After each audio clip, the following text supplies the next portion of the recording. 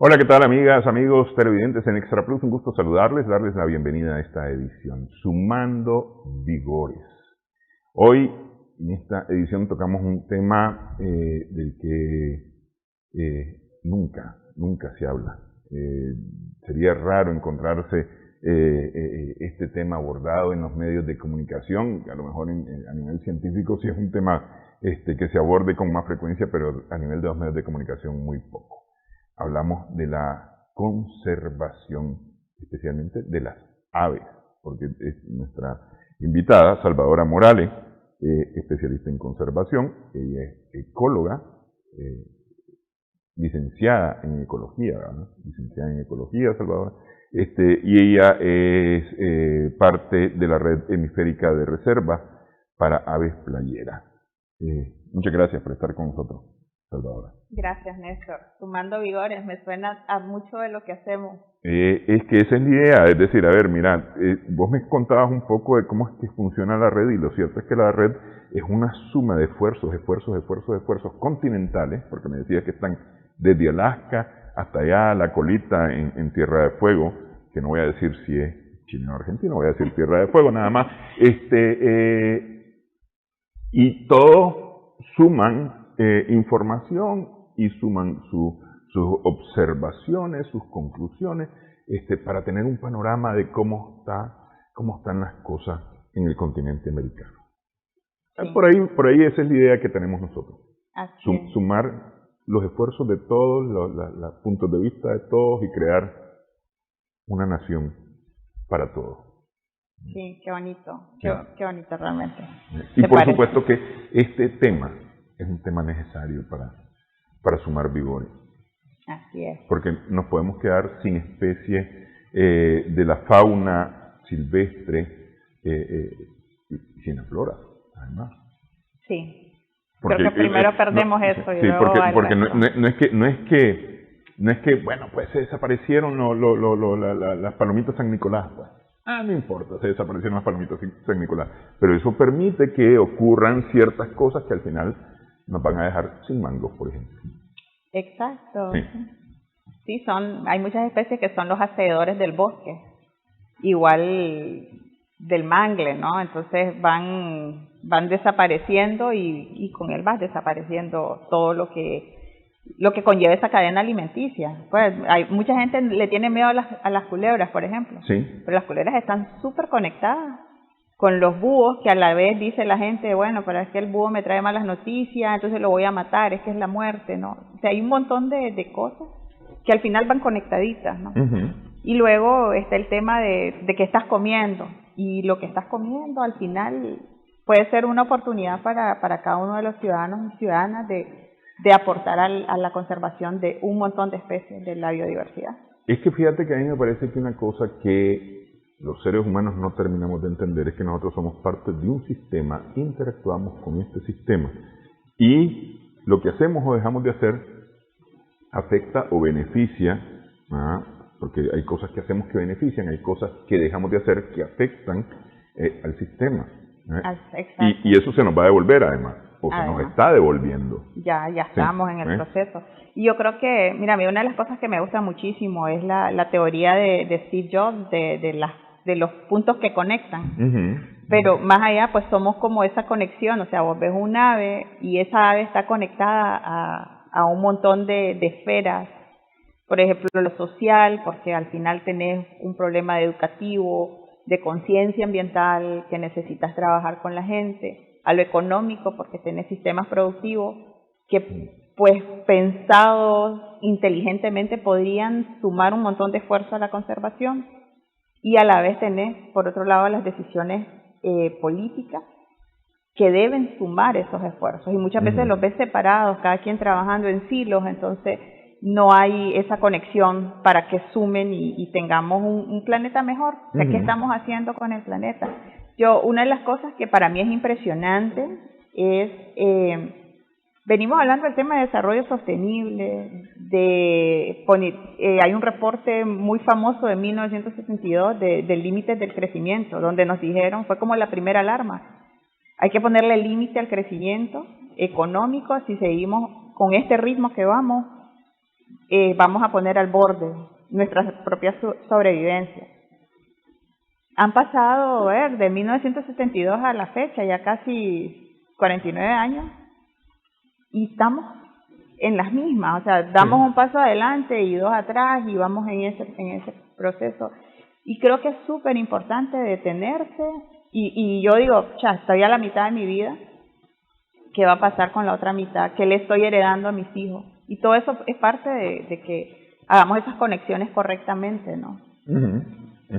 Bueno, fíjate que, a ver, más o menos para esa época, que era que yo estaba en la primaria, nos hablaban en el colegio acerca de la posibilidad de agotar los recursos naturales, ¿no? Porque habían recursos naturales renovables y no renovables, y muchos de ellos eran no renovables, y los renovables se podían acabar inclusive si uno no los cuidaba. En aquella época nos hablaban y nos decían, es posible que lleguemos a tener cauces vacíos en vez de ríos, ¿no? Es posible que creemos zonas desérticas donde había bosques, pero eso estaba largo, es decir, eso no lo íbamos a ver nosotros, ¿no? En teoría no lo íbamos a ver, mi generación no lo iba a ver, y sin embargo aquí estamos. Actualmente, cuando se habla de desarrollo sostenible, cambio climático, se usa el eslogan del futuro es ahora.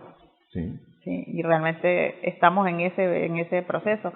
Lo que acaba de pasar en la costa, con dos huracanes en menos de 12 días, impactando el mismo sitio, era como, no estaba dentro de los escenarios posibles, ¿no? Sí. Aunque hay una proyección de que vamos a tener huracanes más intensos, y realmente al final quienes sufren las consecuencias del impacto directo son las comunidades más vulnerables. Justo cuando hablamos de desarrollo sostenible, de conservación, se dice que un compromiso ético que se tiene es erradicar la pobreza. O sea, necesitas erradicar la pobreza, y eso va conectado a la educación, va conectado a oportunidades de empleo, un montón de cosas. Que tiene que ver con todas esas conexiones, lo económico, lo social, lo político. Yo siento que muchas veces lo dejamos fuera. Sí. ¿Y qué estás haciendo ahorita? A ver, contanos. Ahorita. Bueno, estamos trabajando con sistemas productivos, en particular con camaronicultura y conservación de aves playeras. Hace 25 años que empezó la industria, no nos imaginábamos que íbamos a estar tratando ahorita de juntarnos, de encontrar esos puntos de conexión que tenemos con un sistema productivo como es la camaronicultura. Yo siento que ha pasado 20 años de pleitos entre la conservación y los camaronicultores. Sí, porque siempre se ha hablado que la camaronicultura lo que ha hecho es devastar espacios, acabar incluso hasta con manglares y demás. Pues, es decir, el uso de químicos, que además va a los esteros especialmente. Sí. Fíjate que una de las cosas que yo hace 2 años hice un análisis para Centroamérica de la camaronicultura y las aves playeras. Y en ese proceso empecé a revisar todos los mapas históricos de las áreas que había antes. O sea, siempre se habla de eso. De hecho, mi primer contacto con las camaroneras fue decir, sí, aquí hubo deforestación de mangle. Hubo uno de los productores que se molestó mucho y me dijo, no, nosotros no hemos cortado mangle. Entonces, eso al final me tomó un par de años entenderlo, pero sí, o sea, lo que ahí habían eran salitrales naturales, que eran lagunas conectadas obviamente con un sistema estuarino de mangle que son realmente no son espacios muy grandes. No es lo mismo que en Sudamérica. Entiendo que en Asia la producción de camarones sí ha tenido un impacto sobre el ecosistema de manglar, pero en el caso de América no ha sido así. O sea, ha habido mayor transformación de hábitat de salitrales naturales a estanques de camarón. Y lo que hace un estanque de camarón es que se llena de agua y tenés un sistema profundo de 1.2 metros que cada 3-4 meses está cambiando. Van cosechando el camarón y luego ese espacio queda libre, como fue antes, digamos. Y es el momento en donde se da esa conexión entre las aves y el productor. Entonces las aves llegan y descansan, comen en ese estanque que acaba de ser cosechado. Pero hay toda una dinámica alrededor que es la marea. Entonces, si la marea está alta, por ejemplo, y las pilas están llenas, el espacio que les queda a las aves para descansar son los muros. Entonces, estas aves se detienen, están en los muros y comparten ese espacio, digamos, con los productores en ese momento. Son 5 horas máximo y luego se regresan a la playa, que es donde está el alimento, el restaurante. Baja la marea, queda al descubierto el lodo, se van para allá. Entonces, estamos recién entendiendo esa dinámica que existe en el área. De hecho, el Delta Estero Real fue declarado una reserva de importancia internacional en el 2016, gracias a todo un proceso de toma de datos en campo que nos llevó a entender que en algún momento vimos el 100% de la población biogeográfica de una especie en particular en 2 pilas de camarones, ¿no? Entonces, aparte de eso, hay más de 5 especies que vienen de Norteamérica, allá se reproducen, luego se vienen a pasar aquí como 6 meses y están haciendo uso de esos espacios. Entonces, estamos en ese proceso de convencer con el que nos hemos estado peleando todos estos años y de encontrar esa armonía, encontrar buenas prácticas que puedan empezar a implementarse para la conservación de las aves. Es como integrar en la agenda a las aves, a la agenda productiva, que no solo pensemos en, bueno, vamos a producir camarón, sino que, bueno, voy a dejar un espacio, voy a cuidar que este espacio, mientras esté ocupado por las aves, pues no lo voy a usar. Y eso estoy hablando de horas, pero es súper dinámico. Realmente no todos los días son iguales. Un día la marea es de día, otro día es de noche, y hay todo un movimiento. Y esto, el hecho que haya aves, ¿cómo beneficia al productor de camarón? Mira, las aves pueden ser una de esas fuentes de nitrógeno, por ejemplo, que enriquece el agua, que enriquece el área donde ellas están. Hay una conexión. En el caso de las aves playeras no se alimentan de camarón, por ejemplo, entonces no hay conflicto de que se le está comiendo lo que están produciendo. La producción, sí. Ni de larva, porque muchos son productores de larva. Ni de larva. Generalmente ocupan otro tipo de sistema para las larvas, donde las aves no tienen el acceso.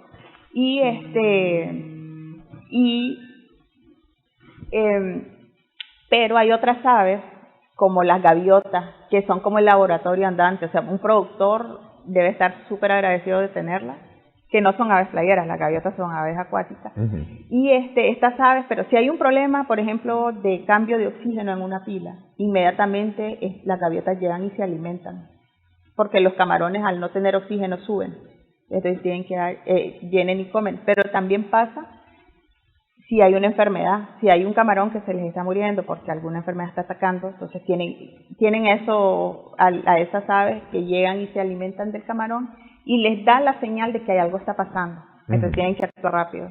Y es mucho más rápido que incluso el humano, o sea, si tenés sistema de alarma. Que llevar muestras al laboratorio y demás, sí. Sí, luego ya lo haces para confirmar, pues, qué problema.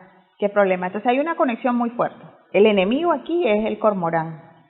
Que el cormorán, que es el pato chancho que le conocemos todos, pues que él es súper vivo.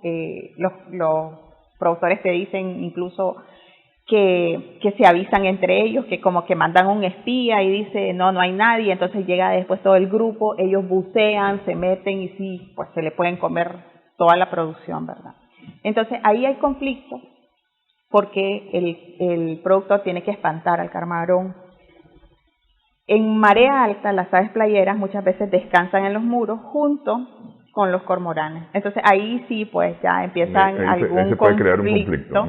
Porque entonces ya el productor y tira bombas para espantarlo. Y entonces ahí pues espanta al final a una ave que a lo mejor acaba de viajar kilómetros y kilómetros y está súper cansada, hace una parada prácticamente de sobrevivencia, imagínate, de sobrevivencia en un muro, y por fin llegué a tierra, estoy descansando y pues... Y en eso tiene que salir en carrera otra vez, sí, y además asustada. Entonces sí, pues es un asunto serio, digamos, que estamos tratando de trabajar con los productores para encontrar eso. ¿Qué sería lo ideal? O sea, obviamente que si el cormorán en ese momento no está comiéndose el camarón, pues no hace falta hacer uso de espantarlos a lo mejor. Pero no está comiéndose el camarón en ese momento, pero ya le avisó a los socios que hay luz verde para llegar, que ese es el problema, ¿no? Sí. Entonces, por ejemplo, eso es algo que incluso hemos pensado que la ciencia puede contribuir. Podemos encontrar a lo mejor una alternativa juntos de qué es lo mejor que se puede hacer. Pero más allá, fíjate que los camarones, volviendo al tema de las conexiones, o sea, ese camarón que se produce no se consume en Nicaragua. Ese camarón va para Estados Unidos, para Europa y para Canadá. Entonces, estamos encontrando cómo podemos beneficiar al productor de conservar las aves, cuál podría ser el incentivo. Y a lo mejor, pues, tener un producto que sea amigo de las aves. Hay una industria en Estados Unidos de observadores de aves que podría ser el potencial cliente y que, pues, puedan haber consumidores responsables que digan, sí, voy a comprar y voy a pagar un poco más por este camarón porque sé que están cuidando las aves. Y a mis aves, porque además esas aves vienen de allá, ¿verdad? Sí, estamos súper conectados en ese sentido. Igual en el caso de Europa se da el mismo fenómeno, ¿no? Que las aves van hacia África, van hacia otro lado, ¿no? Entonces, estamos en ese proceso de ver cómo podemos hacer. 20 años después, creo que de 25 años después que empezó la primera empresa camaronera, estamos en ese proceso de encontrar esos puntos que nos unan para trabajar juntos en la conservación de las aves. Aun cuando su rol, y siempre nos dicen, no, mi rol es producir. Sí. Y no es pajarear. Sí, pero es que es lo mismo, el productor de madera, su rol es sacar madera. Pero es decir, en algún momento tiene que ver qué va a ocurrir cuando no tenga madera. Sí. Y es lo mismo pasa con las urbanizadoras. Yo siempre recuerdo que yo me fui a vivir a un proyecto de una urbanizadora. Cuando yo llegué, veía las gallinitas de monte frente a mi casa todavía, porque no habían construido ahí, o íbamos al parque y todavía hallabas esa gallinita. En ningún momento el urbanizador pensó en la importancia que podía tener o que estás quitándole a los habitantes de esa zona antes de construir casas, ¿verdad? Y ahí lo que habían eran murciélagos, eran estas aves que son de hecho de monte. Y para mí el tema de la urbanización, por ejemplo, afecta muchísimo a esas aves y nadie habla de eso. Ni incluso nosotros, los que estamos trabajando con el tema de aves, lo estamos tomando en cuenta, a pesar de que es un problema que está a la vista y que lo estamos viendo los que nos hemos ido a vivir hacia el campo, ¿no? Sí. No, lo cierto es que esto de los impactos ambientales lo vemos así como muy por encimita, ¿no? Me da la impresión que lo vemos muy por encimita, las autoridades no lo consideran tal vez como debieran de considerarlo, ¿verdad? Y en fin, lo cierto es que hay varias cosas ahí, que si nos metemos no terminamos de hablar. Vamos a hacer una pausa. Me vas a contar un poquito acerca de los movimientos, porque, es decir, tu red es una red americana. Del hemisferio occidental. Y eso tiene que ver mucho con lo que está ocurriendo, me decías, en este momento. Regresamos en breve. Sumamos vida.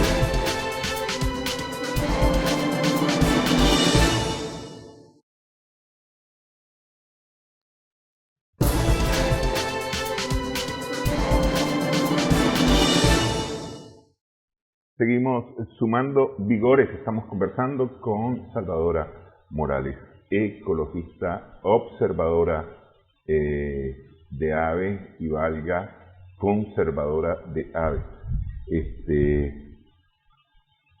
Antes de empezar la entrevista estábamos conversando y decía yo mismo en mi introducción que ella pertenece a una red que abarca todo el continente americano, todo el hemisferio occidental, esta red que está intercambiando información de forma permanente. En este momento, me decía ella antes de empezar la entrevista, está ocurriendo una cosa, de esas cosas naturales, pero que se vuelven extraordinarias, ¿no? Para quien le da seguimiento, ¿no? Es decir, los que miran estrellas esperan la lluvia de estrellas, los cometas, los eclipses, ese tipo de cosas, y ustedes esperan momentos como este, que la migración del sur, donde está empezando el otoño, al norte, donde estamos entrando ya en primavera. Sí, entonces ahorita las aves se están engordando, las que están todavía en Sudamérica se están engordando. Por ejemplo, en Panamá nos acaban de contar que acaban de llegar a la reserva allá en Panamá, ya llegaron algunas que vienen de Sudamérica, llegaron flacas, van a parar, van a comer como locas y luego van a seguir su viaje. Algunas paran acá en Nicaragua, van parando así en los distintos sitios. Entonces, por ejemplo, ayer en León nos reportaban que pasó una lluvia de gavilanes y de sonchinches, del sopilote cabeza roja. Entonces, estamos viendo todo eso, ¿no? Igual se van encontrando ya en este caso en las salineras, por ejemplo, en Salinas Grandes, hemos empezado a observar especies que normalmente no vemos, que tenemos una ventanita bien corta de tiempo para observarlas, porque realmente si están en buenas condiciones, incluso ellos no paran. Hay registros de aves que salen de Chile, por ejemplo, y llegan a parar hasta Estados Unidos. Hacen su parada estratégica, pero, o sea, pasaron volando... Es decir, solamente pernoctan. No, o sea, no paran. O sea, salen de Chile y creo que fueron 7 días consecutivos sin parar hasta Estados Unidos. Una fuerza, una energía, una resistencia de alma y vida, 7 días volando. Sí, igual en el caso de los sopilotes, realmente ellos lo que toman son corrientes de aire.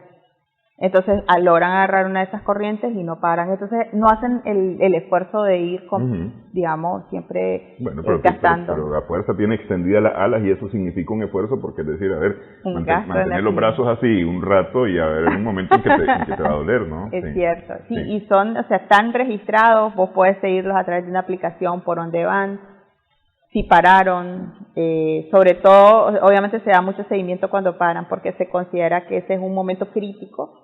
El ave solo se detiene si lo necesita, y realmente necesitas que lo que hay a su alrededor, imagínate ahorita esos sonchinches ahí por Juigalpa están, y de repente se da un incendio, estamos en época de incendio, o sea, ya viene una perturbación, una degradación en el ambiente que perjudica el proceso, y si un ave no llega en buenas condiciones a Norteamérica, entonces puede comprometer el futuro, la etapa de reproducción, porque además ellos llegan allá a encontrar un territorio, luego a una pareja, pasan todo el proceso de hacer su nido, de criar a los pichones y se regresan nuevamente para nuestros territorios. Entonces, eso ocurre en el norte. ¿Y eso ocurre en el norte. En el sur solo van a comer. Solo van a comer. Sí, sí, normalmente.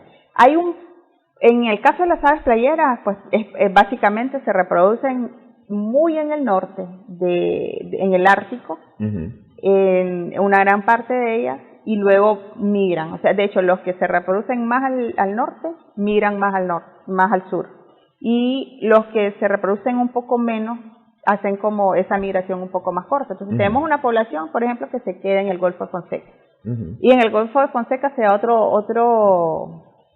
otro proceso donde lo que hemos descubierto con estos censos simultáneos que hemos hecho los 3 países, es que, por ejemplo, el ave que viene a alimentarse al plano lodoso del Delta Estero Real, luego se va a descansar a Honduras. Algunas veces se van para El Salvador. Entonces van moviéndose incluso, pues el Golfo de Fonseca es un gran sistema que usan diferencialmente entre los tres países, ¿no?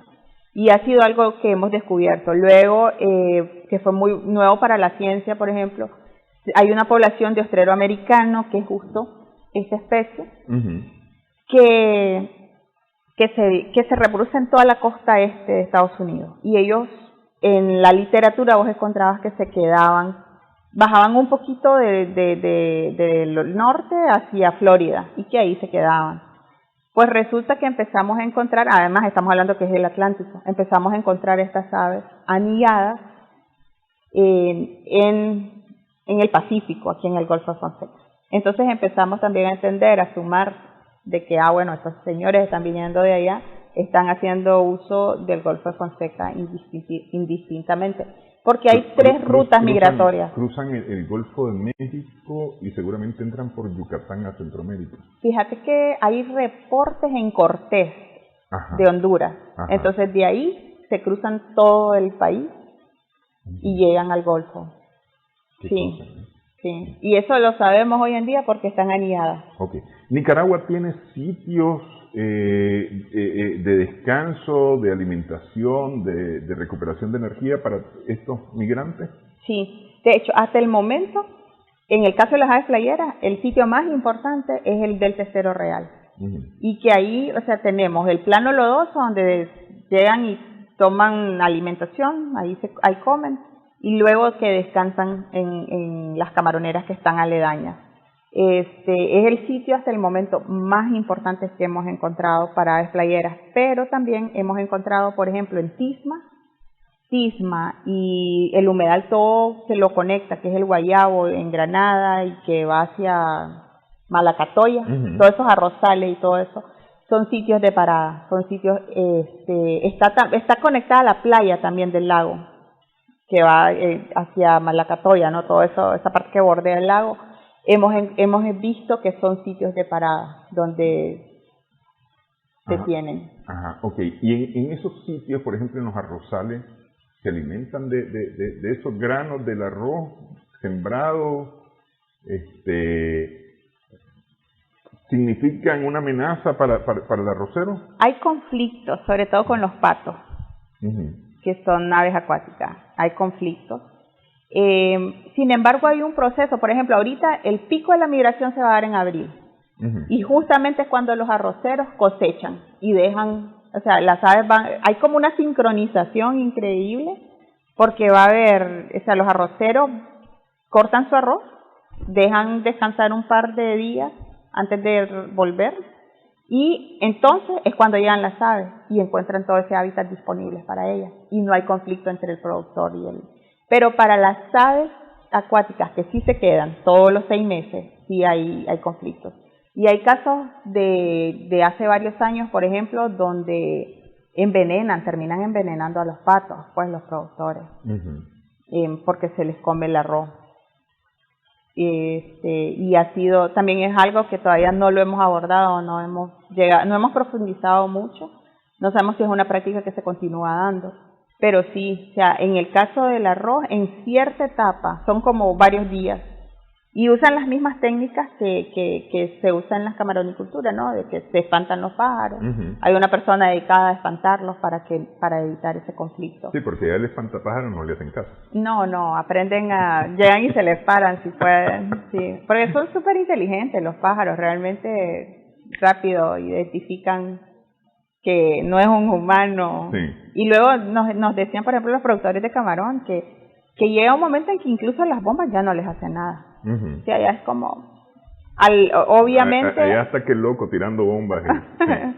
Sí, entonces, pero sí perjudican las otras especies, que es la que... con nuestro objeto de conservación en este momento, ¿verdad? Porque obviamente un cormorán tiene una población amplia, tiene mucho hábitat ahora. O sea, imagínate que de 25.000 hectáreas nuevas, en todo el Golfo hay más de 50.000 hectáreas, que de alguna manera le provee alimento extra a lo que normalmente estaba acostumbrada. Entonces la población ha crecido. Nosotros hemos encontrado colonias de anidamiento justo sincronizadas cuando el camarón está más grande.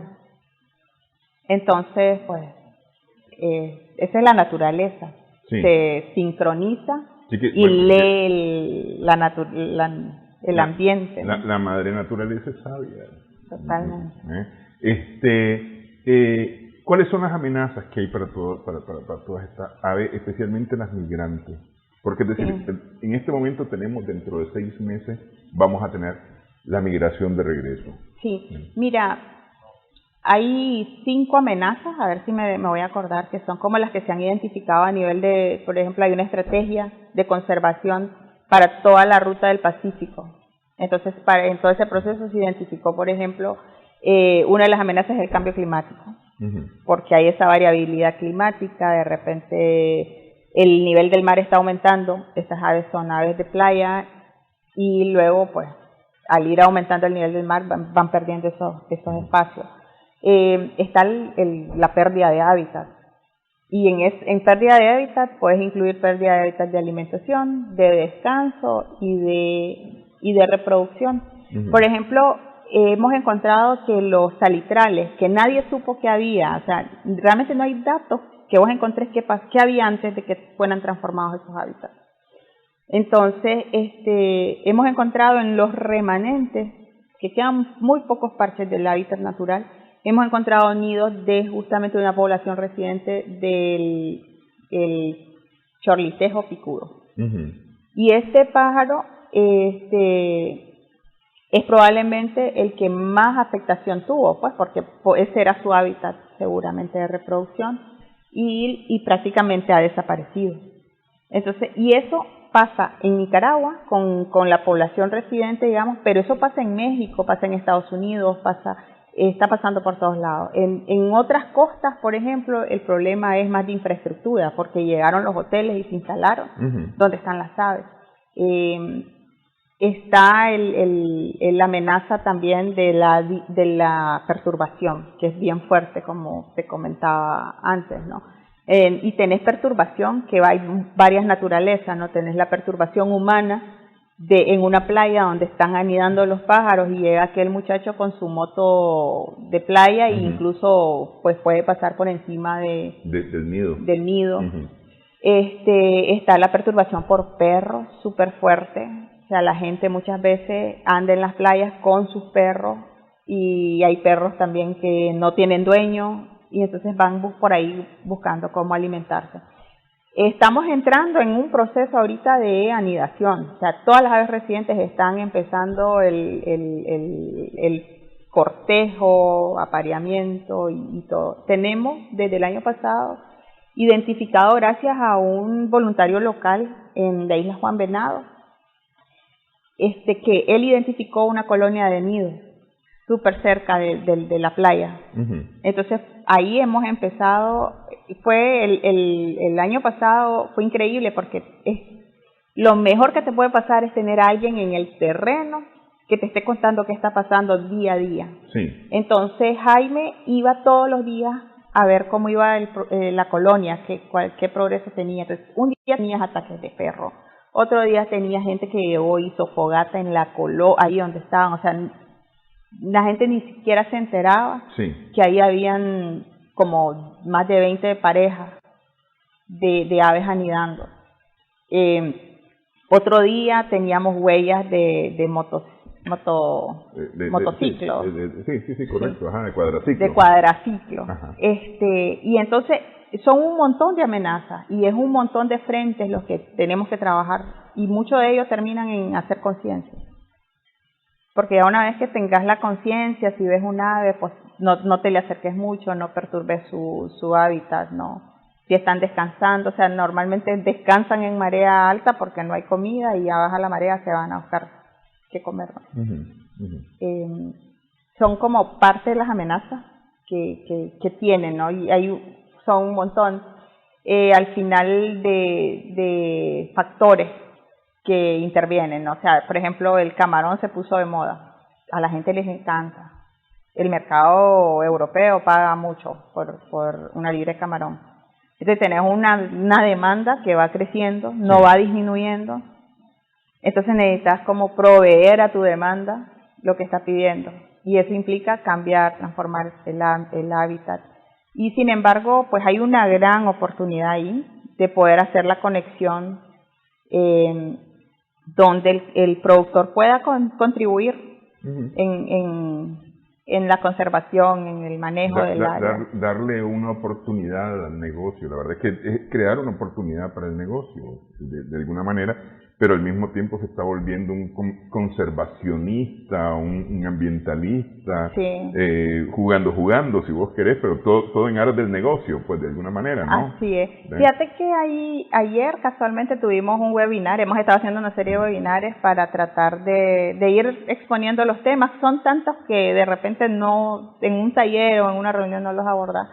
Y el expositor me decía, yo siempre recuerdo al dueño de esa finca, es una de las fincas más grandes de Honduras, cuando le dije, nos fuimos a poner un stand en un evento donde solo habían productores de camarón, entonces éramos como los raros y la novedad, ¿no? Entonces llega este señor, que es el presidente de la granja más grande que hay en Honduras y que fue la primera de Centroamérica. Y dice que cuando vio la palabra conservación, él salió corriendo. Y se acercó, dijo, no, me voy por otro lado. Entonces yo ya después lo abordé y platicamos y me contó eso. Y ayer casualmente nos dio una charla uno de los socios de la empresa. Y él decía, por ejemplo, que ahora entiende que hay aves acuáticas y hay aves playeras. Y ahora pues se da cuenta que están llegando estas aves de Estados Unidos. Entonces, también es todo como parte de un proceso, ir entendiendo lo que está pasando.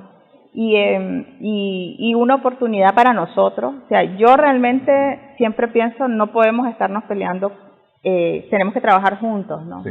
Y eso yo creo que ahí